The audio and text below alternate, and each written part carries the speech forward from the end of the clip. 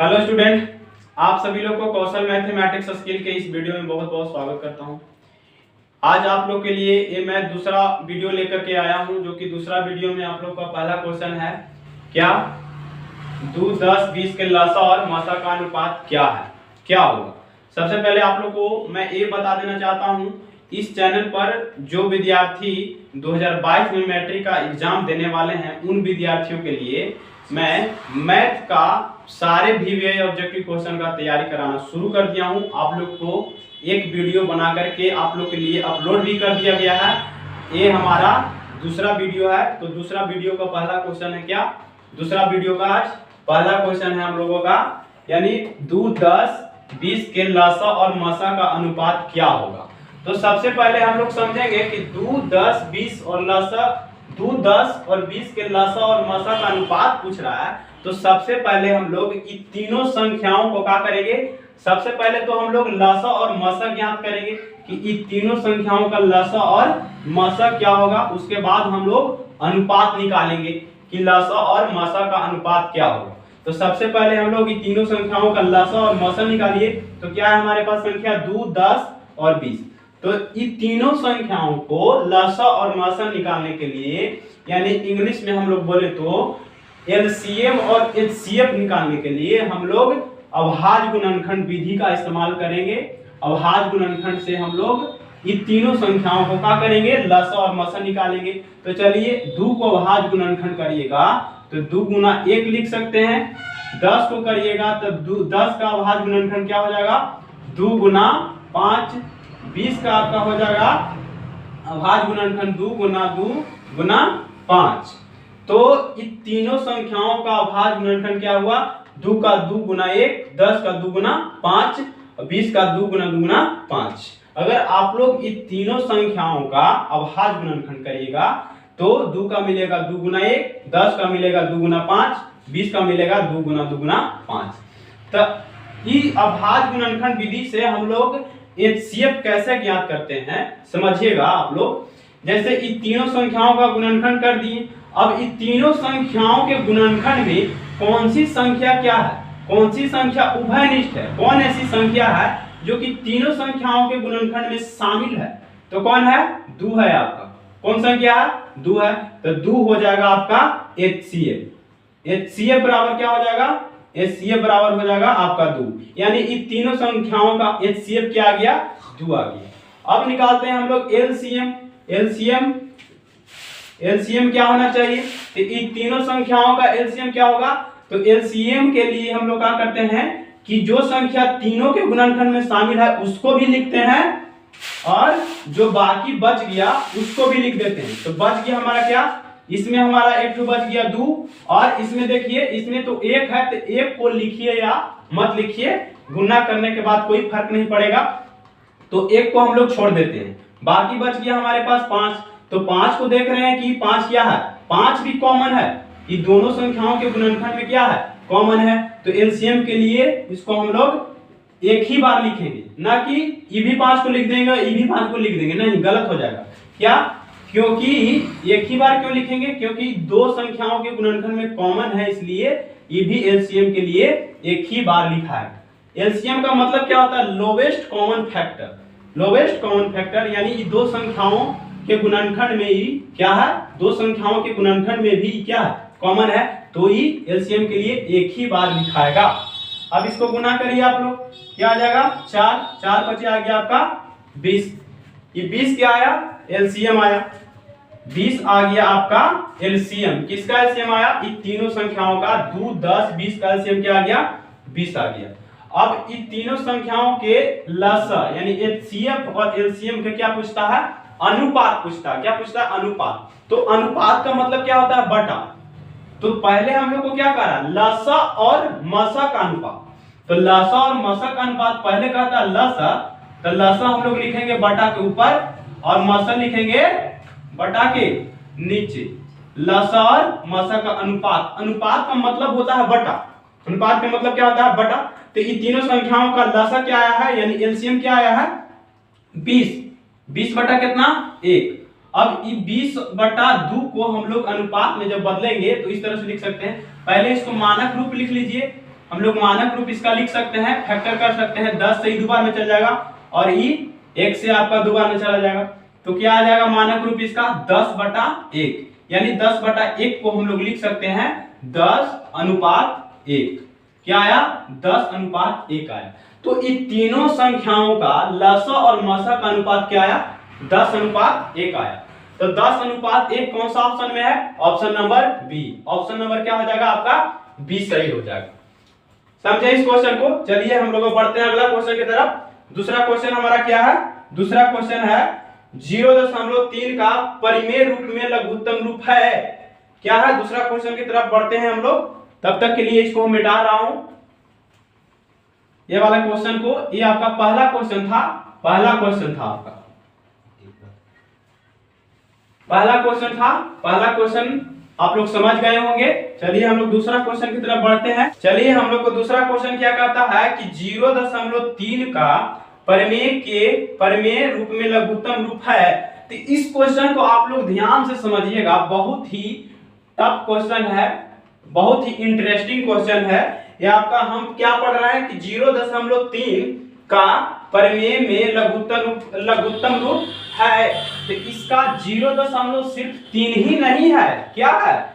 0.3 ही नहीं है। ये जो लाइन खींचा हुआ है 3 के ऊपर, इसको हम लोग क्या पढ़ते हैं? रैकरिंग बोलते हैं। क्या बोलते हैं? रैकरिंग बोलते हैं। यानी 0.3 पर क्या है? रैकरिंग लगा हुआ है। तो इसका क्या परिमेय रूप क्या होगा? परिमेय रूप इसका होगा, जैसे 3 के ऊपर क्या है? रैकरिंग है, तो इसको हम लोग लिखते हैं 3/9। क्या लिखते हैं? 3/9। यानी कहने का मतलब है कि 0.0 के बाद एक अंक पर रैकरिंग रहेगा। क्या रहेगा? एक अंक पर रैकरिंग रहेगा। तो दशमलव और रैकरिंग को हटा करके 3 बटा के नीचे केवल 9 लिखना है, 1 9 लिखना है। केवल 9 लिखना है, 1 9 लिखना है, बटा के नीचे 9 लिखते हैं। रैकरिंग हटता है तो अगर आप लोग कुछ, अब इसका मानक रूप हम लोग लिख सकते हैं। इसका मानक रूप क्या हो जाएगा? 3 3 1 से 3 बार में कटेगा, 3 से 3 बार में कटेगा। इसका मानक रूप क्या आ गया? 1/3। तो दूसरा क्वेश्चन का आपका ऑप्शन नंबर कौन सही होगा? ऑप्शन नंबर आपका सी सही हो जाएगा।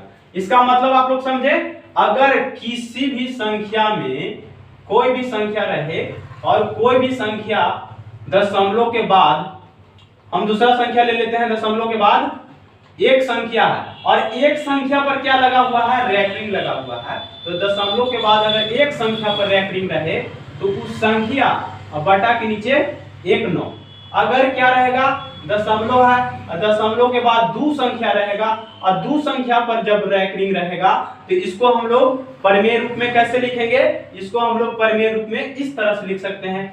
क्या बताएं हम अभी कि दशमलव के बाद एक संख्या पर रैकरिंग रहेगा तो बटा के नीचे 1 9, और अगर दशमलव के बाद 2 संख्या है यानी दोनों संख्या पर क्या है? रैकरिंग लगा हुआ है, तो इस संख्या दशमलव और रैकरिंग को हटा करके एक बटा के नीचे हम लोग 2 को 9 लिखते हैं। तो इसको हम लोग परिमेय रूप में ऐसे लिख सकते हैं, P/Q के रूप में इस तरह से लिख सकते हैं। समझे आप लोग? एक एग्जांपल और ले लेता हूं। जैसे कहने का मतलब है कि दशमलव है और दशमलव के बाद क्या रहेगा? 3 संख्या रहेगा, कोई भी 3 संख्या हम ले लेते हैं और वो 3 संख्या पर रैकरिंग रहेगा। तो इसको हम लोग P/Q के रूप में कैसे लिखेंगे? तो इसको हम लोग P/Q के रूप में इस तरह से लिख सकते हैं, बराबर देंगे और इस दशमलव और रैकरिंग को हटाएंगे तो बटा के नीचे कितने 9 आ जाएंगे? 5 2 4 524 बटा के नीचे हम लोग 3 को 9 लगाएंगे। कितने 9 लगाएंगे? 3 9 लगाएंगे। यानी इस संख्या को, यानी इस तरह से अगर संख्या दिया हुआ रहे, दशमलव रहे और उस संख्या पर रैकरिंग रहे तो उसको हम लोग इस विधि से P/Q के रूप में लिखते हैं। यानी इस संख्या में क्या है? 3 संख्या पर रैकरिंग है तो 524 बटा के नीचे क्या को 9 देंगे? 3 को 9 देंगे। क्यों 3 को 9 दिए? क्योंकि 3 संख्या पर रैकरिंग था, इसलिए बटा के नीचे क्या दिए? 3 9 दिए। अब समझिएगा, अगर आप लोग को इस तरह से ना पूछ करके अगर पूछ दे कि बताइए कि 2.3 रहे तो और 3 पर रैकरिंग लगा हुआ रहे तो इसको आप P/Q के रूप में कैसे लिखिएगा? इसको आप P/Q के रूप में कैसे लिखिएगा? यानी 0 दशमलव हम लोग को क्या रहता था पहले? ये 0.524 है अगर जीरो के जगह पर कोई संख्या आ गया और संख्या के बाद जो संख्या है, संख्या आ गया, संख्या लिखने के बाद दशमलव, दशमलव के बाद जो संख्या रहता है, तो उस संख्या पर अगर रैंकिंग रहे तो यानी दशमलव के पहले कोई संख्या रहे तो हम लोग कैसे इसको लिखते हैं p बटा q के रूप में। तो इसको हम लोग इस तरह से लिख सकते हैं, जैसे क्या है, सबसे पहले इसको हम लोग अलग अलग करेंगे। क्या करेंगे? अलग अलग करेंगे, यानी इसको हम लोग इस तरह से लिख सकते हैं 2 + 0.3। इसको हम लोग इस तरह से लिख सकते हैं और 3 पर एक रैंकिंग लगेगा। इसको हम लोग p बटा q के रूप में इस तरह से लिख सकते हैं 2 + क्या हो गया आपका 0.1 अंक पर क्या है, रैंकिंग है। इसको हम लोग लिखेंगे क्या, 3/9। और 3/9 लिख दिए, तब यहां से आप लोग लघुत्तम कर सकते हैं, यानी भीम के जोड़ बना सकते हैं। जैसे क्या हो गया, भीम के जोड़ की तरह हो गया, यानी 2 + 3/9 हो गया। तो बटा के नीचे आपका आ जाएगा 9, 9 हो जाएगा लघुत्तम, यानी एलसीएम आ जाएगा आपका 9। इसका कोई आधार नहीं है तो डायरेक्ट गुना हो जाएगा, 9 दूनी 18 + 3। तो 18 3 को जोड़िएगा तो कितना आ जाएगा, 18 3 21, 21/9। अगर इसको हम लोग मानक रूप में लिखना चाहें तो मानक रूप इसका लिखा जाएगा, 7 से 3 बार में जाएगा, 3 से 3 बार में जाएगा, यानी 7/3 इसको हम लोग लिख सकते हैं। इसको भी हम लोग परिमेय संख्या के रूप में लिखेंगे, तो इस तरह से लिखेंगे। समझ में आया? एक और एग्जांपल लेता हूं आप लोग के लिए। अगर मान लीजिए कि 4 दशमलव रह गया, 4.29 रह गया, और 4 दशमलव के बाद 2 9 है, यानी 2 गो संख्या है, और ये दोनों संख्या पर रैंकिंग रहेगा। तो इसको हम लोग p बटा q के रूप में कैसे लिखते हैं, समझिएगा आप लोग ध्यान से। आप लोग ध्यान से समझिएगा, शायद यहाँ पर आप लोग को नजर नहीं आ रहा होगा, यहाँ पर मैं बता रहा हूं, ध्यान दीजिएगा। क्या लिखा है मैंने, 4.29, 4.29। तो 29 यानी दशमलव के बाद 2 संख्या पर रैंकिंग है। तो इसको हम लोग p बटा q के रूप में कैसे लिखेंगे, तो इसको हम लोग p बटा q के रूप में इस तरह से लिख सकते हैं। सबसे पहले तो ये दोनों संख्याओं का करिए, इस रूप में लिखिए। इस तरह से हम लोग लिख सकते हैं 4 + 0.29, और ये क्या हो गया 4 प्लस, इस तरह से हम लोग इसको लिख सकते हैं। फिर से अगर मान लीजिए जोड़ते हैं, अगर इसमें जोड़िएगा 0.29 में 4 को जोड़िएगा तो फिर से यही संख्या आ जाएगा, यानी 4.29 ही आ जाएगा। तो चलिए 4 है प्लस, इसको हम लोग जब रैंकिंग को हटाएंगे तो क्या लिखेंगे, 29 बटा के नीचे कितने 9 लिखेंगे, 2 गो 9 लिखेंगे। कितने 9 लिखेंगे, 2 गो 9 लिखेंगे, यानी इतना बटा 99। अब यहाँ से आप लोग क्या कर सकते हैं, भीम के जोड़ बना सकते हैं। 99 ले लेंगे लघुत्तम, इसका कोई आधार नहीं है, डायरेक्ट क्या हो जाएगा, गुना हो जाएगा, यानी 9 चौका 36, 9 चौका 36, और 36 से 3 कितना होता है 39। 4 से जब गुना करिएगा 99 में तो 9 चौका 36 के 6 हाथ में रह गया 3, और 9 चौका 36 और 3 39, 396 प्लस ये एक बार में कट जाएगा, यानी 29, और 29 को जोड़िएगा 396 में जब जोड़िएगा 4 हो जाएगा, यानी इसको हम लोग p बटा q के रूप में लिखे तो कैसे लिख सकते हैं, 425/99। समझ में आया, 425/99। तो अगर मान लीजिए कि क्वेश्चन में इस तरह से न दे करके इस रूप का क्वेश्चन दे दे तो उसको p बटा q में लिखने का यही विधि है। p बटा q के रूप में इस तरह से हम लोग लिख सकते हैं। समझ में आया? तो चलिए आप लोग को ये क्वेश्चन समझ में आया होगा, तो चलते हैं हम लोग अगला क्वेश्चन की तरफ। तब तक आप लोग स्क्रीनशॉट लीजिए, हम लिखते हैं अगला क्वेश्चन। चलिए ये आप लोग का तीसरा क्वेश्चन है। तीसरा क्वेश्चन क्या है, तीसरा क्वेश्चन कहता है कि दो संख्याओं का गुणनफल 8670 है, यानी 8670 है, और उसका मसर क्या है 17 है, तो उसका लसा क्या होगा। इस क्वेश्चन को समझिएगा। सबसे पहले इस क्वेश्चन को कहने का मतलब क्या है कि कोई ऐसा दो संख्या है जो कि वो दो संख्या का गुणनफल क्या है 8670 है, वही दो संख्या का मसा भी दिया हुआ है 17। कितना है मसा, कितना दिया हुआ है 17 है, तो वही दो संख्या का क्या पूछता है, लसा पूछता है। वो दो संख्या आप लोगों के सामने लिखा नहीं है, मगर कोई ऐसा दो संख्या होगा जिसका गुणनफल दे दिया है और वही दो संख्याओं का मसा दे दिया है, और वो दो संख्याओं का क्या पूछता है, लसा पूछता है। तो इसका उस दो संख्याओं का, वो दो संख्याओं का लसा निकालने के लिए हम लोग को एक फॉर्मूला मालूम होना चाहिए। आप लोग शायद क्लास 10 में पढ़े होंगे। क्लास 10 में हम लोग ये फॉर्मूला पढ़ना है कि दो संख्याओं के गुणनफल बराबर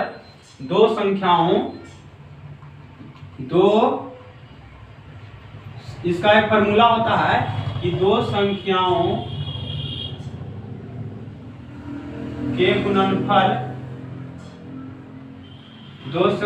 के गुणनफल बराबर होता है HCF गुना क्या LCM। ये फॉर्मूला हम लोग कब लगाते थे? जब हम लोग को दो संख्याओं का लसा और मसा निकालने के लिए दे देता था और कहता था कि ये दो संख्याओं का क्या निकालिए, ये दो संख्याओं का लसा और मसा ज्ञात कीजिए और चेक कीजिए, जांच कीजिए कि वो दो संख्याओं के गुणनफल के बराबर होगा ये दो संख्याओं का लसा और मसा। यानी जो दो संख्याओं का हम लोग लसा और मसा निकालते थे वही दो संख्याओं का गुना बराबर क्या होगा, ये चेक करने के लिए हम लोग को देता था। ऐसा हम लोग को क्वेश्चन पढ़ना है क्लास 10 के मैथ में कि जैसे दो को संख्या दे देता था और उस दो संख्याओं को क्या करना होता है, हम लोग को क्या करना होता था, यानी दोनों संख्याओं का लसा और मसा निकालिए और चेक कीजिए कि ये दोनों संख्याओं का गुणनफल क्या बराबर होगा, यही दोनों संख्याओं का लसा गुना क्या मसा के बराबर होगा, चेक करने के लिए देता था। तो हम लोग क्या करते थे, वो दो संख्याओं का क्या करते थे, लसा और मसा पहले निकालते थे और इस तरह से हम लोग चेक करते थे। जो लसा और मसा आता था दो संख्याओं का उसको पहले क्या करते थे, गुना करते थे और फिर जो दो को संख्या दिया हुआ रहता था वो दो संख्याओं का क्या करते थे, गुना करते थे।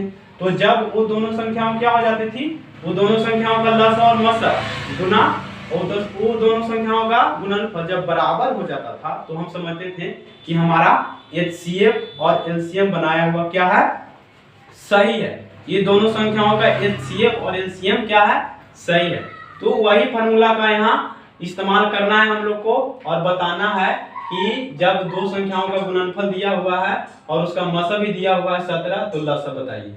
तो दो संख्याओं का गुणनफल क्या दिया हुआ है हम लोग को, दो संख्याओं का गुणनफल दिया हुआ है 8670 बराबर HCF यानी मसा दे दिया है कितना 17 गुना क्या LCM।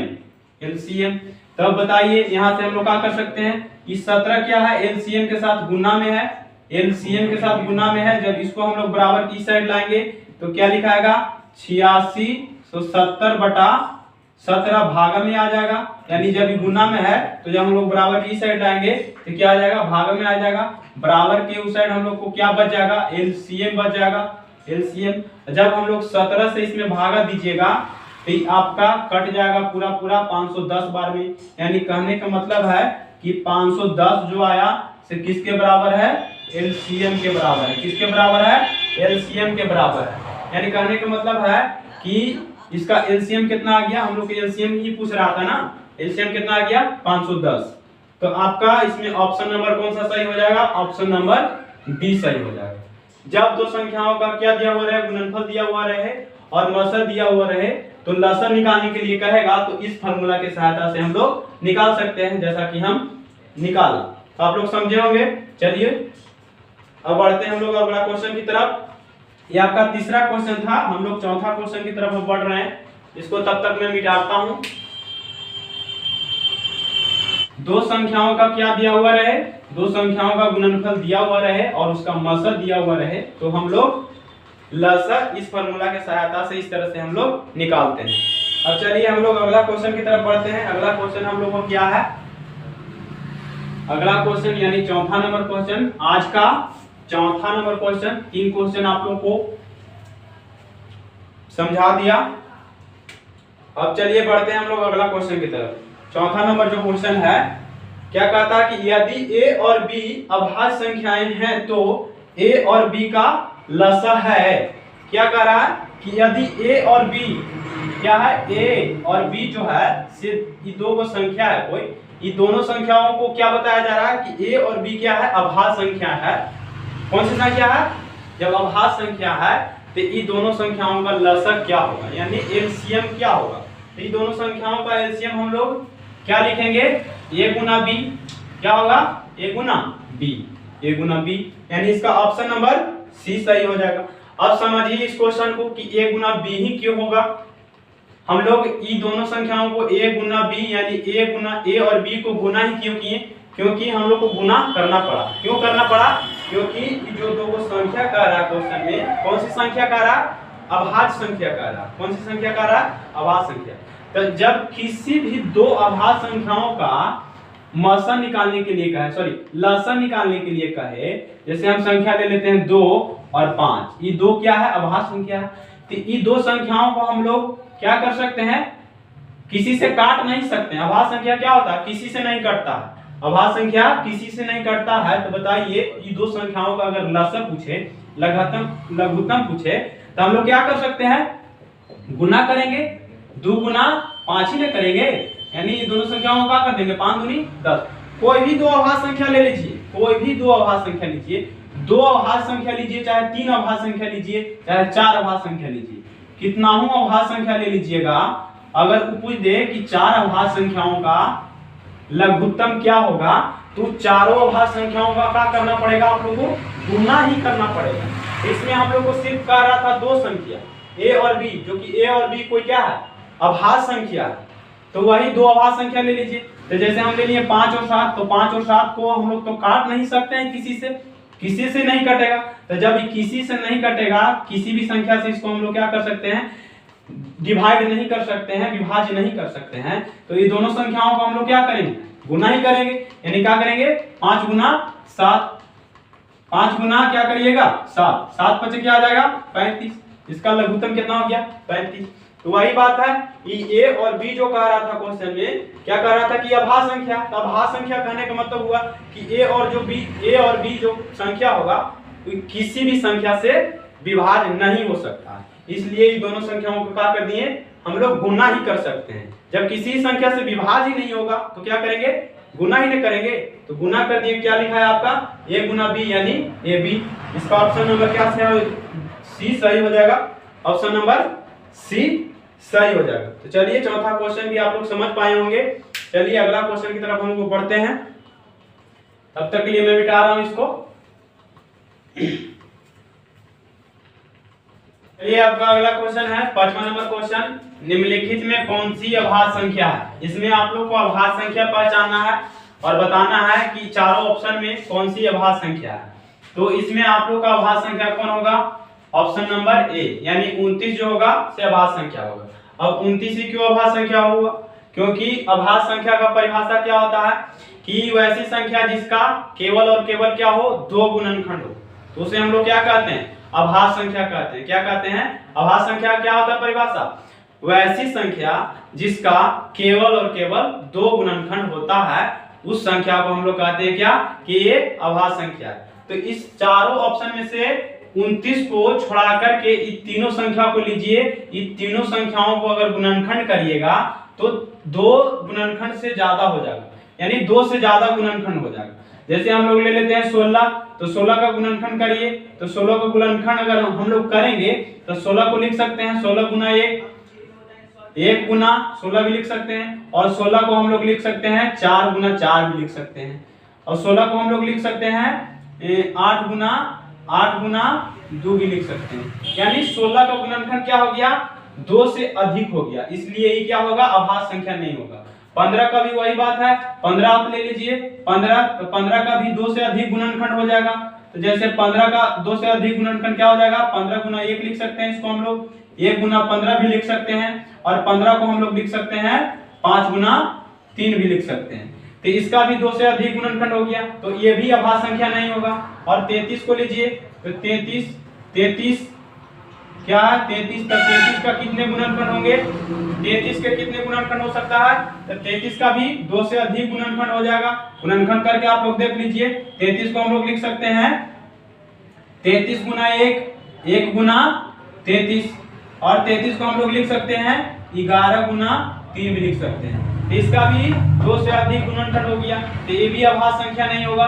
यानी इन तीनों ऑप्शन में से कोई भी संख्या अभाज्य संख्या नहीं होंगे। ना 16 होगा, ना 15 होगा, ना 13 होगा। ऑप्शन नंबर क्या होगा? 29 होगा। क्योंकि 29 जो है, 29 जो संख्या है, 29 को हम लोग क्या कर सकते हैं? केवल और केवल 2 गुणनखंड कर सकते हैं। 29 को हम लोग सिर्फ क्या लिख सकते हैं, 29 गुना 1, नहीं तो 1 गुना 29 लिख सकते हैं, है ना। 29 को केवल हम लोग क्या लिख सकते हैं, 29 गुना 1, नहीं तो फिर क्या लिख सकते हैं, 1 गुना 29 लिख सकते हैं। यानी 29 का केवल और केवल 2 गुणनखंड होगा, इसलिए 29 क्या है, आपका अभाज्य संख्या है। अभाज्य संख्या का डेफिनेशन यही होता है कि वैसी संख्या जिसका केवल और केवल क्या हो, 2 गुणनखंड हो, 2 से ज्यादा गुणनखंड नहीं हो सकता है जिस संख्या का, उस संख्या को हम लोग कहते हैं क्या, कि अभाज्य संख्या है। जैसे में आप ले लीजिए 5 का केवल और केवल हम लोग क्या लिख सकते हैं, 5 गुना 1 लिख सकते हैं, नहीं तो 1 गुना 5 लिख सकते हैं। तो ये 5 भी क्या हुआ, अभाज्य संख्या होगा। समझ गए होंगे आप लोग। तो चलिए हम लोग अगला क्वेश्चन की तरफ बढ़ते हैं, तब तक के लिए इसको मैं मिटा रहा हूं।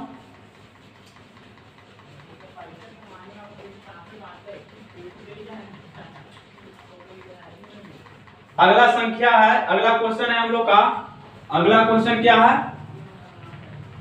अगला क्वेश्चन है हम लोग का क्या, कि निम्न में से कौन सी अपरिमेय नहीं है। उल्टा कह रहा, देखिएगा समझिएगा इस क्वेश्चन को बढ़िया से। यानी कहने का मतलब है कि निम्न में कौन अपरिमेय नहीं है। कहने का मतलब कि चारों ऑप्शन में से कौन ऐसा संख्या है जो कि अपरिमेय संख्या नहीं है। क्या अपरिमेय संख्या नहीं है। तो जैसे ऑप्शन नंबर ए लीजिए, तो ए क्या होगा, ऑप्शन नंबर ए में क्या है, 10 है, रूट अंडर 10 है, तो ये 10 क्या हो जाएगा, ये तो अपरिमेय संख्या होगा। क्या कह रहा है हम लोग को, अपरिमेय संख्या नहीं है, यानी परिमेय संख्या। ये चारों ऑप्शन में से कौन ऐसी संख्या है जो कि परिमेय संख्या है, यानी अपरिमेय नहीं है। ये क्या होगा, ये तो परिमेय होगा, ये क्या होगा, सॉरी ये तो अपरिमेय होगा। क्या होगा, ये तो अपरिमेय संख्या होगा। अपरिमेय संख्या क्यों होगा, क्योंकि ये रूट 10 है, जो रूट के अंदर 10 है, इसका हम लोग पूरा वर्गमूल नहीं निकाल सकते हैं। ये पूर्ण वर्ग संख्या नहीं है, इसलिए ये रूट का अंदर ही रह जाएगा, यानी क्या है, अपरिमेय है। ऑप्शन नंबर बी में भी हम लोग, ऑप्शन नंबर बी में हम लोग का क्या है दिया हुआ, रूट अंडर 24, तो रूट अंडर 24 भी पूर्ण वर्ग संख्या नहीं है, यानी इसको हम लोग रूट से बाहर नहीं निकाल सकते हैं, इसलिए ये क्या है, ये भी अपरिमेय है। अब रूट 35 भी वही बात है, और रूट अंडर क्या है, डी ऑप्शन में आप लोग देखिएगा ध्यान से, डी ऑप्शन में है हम लोग का रूट अंडर 121।